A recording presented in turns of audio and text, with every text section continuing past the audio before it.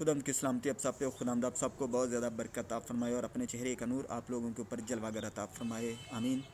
आज का जो हमारा मजमून है, बाइबल मुकद्दस के मुताबिक मुखालफ मसीह के चंद नाम हम सीखेंगे। बाइबल मुकद्दस में से मुखालफ मसीह के चंद नाम के बाइबल मुकद्दस में मुखालफ मसीह को मुख्तलिफ नामों से जाना जाता है, मुख्तलिफ नामों से देखा गया है और देखा जाता है। सबसे पहले जो नंबर पे आप लोगों से हम डिस्कस करेंगे, मुखालफ मसीह को हलाकत का फर्जंद कहते हैं, ठीक है। दूसरा तसलनीकियों और उसका 2 बाब और उसकी 3 आयत के अंदर लिखा हुआ है हलाकत का फर्जंद, हलाकत का फर्जंद। आप इसके बारे में अच्छी तरह जानते हो, जैसे कि शैतान का बेटा वैसे ही, ठीक है। नंबर 2 पे इसको गुनाह का शख्स कहा गया है। दूसरा तसलनीकियों chapter number 2 and verse number 3 के अंदर लिखा हुआ है बेदीन शख्स।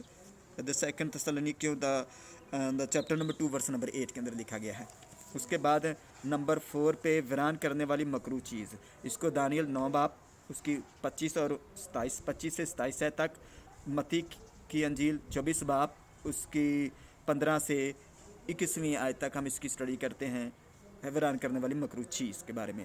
मरकज़ 13 बाब 14 15वीं आयत के अंदर ये लिखा हुआ है।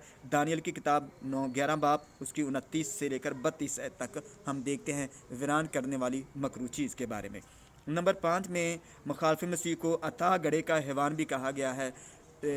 Revelation 11 chapter number 11 verse number 7 के अंदर लिखा हुआ है।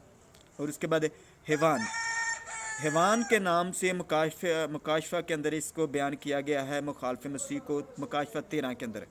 नंबर 7 ये छोटा सिंह, इसको दानियल नबी छोटे सिंह के नाम से लिखता है, छोटे सिंह के बारे में इसका नाम बताता है, ठीक है। दानियल 7 बाब उसकी 8 आयत के अंदर ये लिखा हुआ है। उसके बाद ये तुर्श रू बादशाह है, मुखालफ मसीह को तुर्श रू बादशाह के नाम से भी देखा गया है, बाइबल मुकद्दस 8वां चैप्टर। उसके बाद इसको रोमी बादशाह, कौन सा बादशाह? रोमी बादशाह, इसको दानियल 9 के अंदर बयान किया गया है रोमी बादशाह के नाम से। उसके बाद खुद राय बादशाह, दानियल 11 के अंदर इसको बयान किया गया है खुद राय बादशाह में, ठीक है, के नाम से। उसके बाद सफ़ेद घोड़े का सवार जिसे ताज दिया गया है, इसके बारे में बहुत सारे लोग कंफ्यूज हैं और कन्फ्यूजन का शिकार हैं सफ़ेद घोड़े का सवार के बारे में। अब देखिए, इसे ताज दिया गया है, ये इससे क्या किया गया? ताज दिया गया है। ताज दिया गया है तो इसकी प्रेजेंटेशन मुखालफ मसीह ये मतलब क्या कर रहा है, ये सफ़ेद घोड़े का जो सवार है ये मुखालफ मसीह है टोटली तौर पे। नंबर 12 पे झूठा चरवाहा, ज़िक्रिया 11 बाब के अंदर ये लिखा हुआ है झूठा चरवाहा। नंबर 13 पे इसको बयान किया गया है ज़मीन से निकलने वाला हैवान। किधर से निकलने वाला हैवान?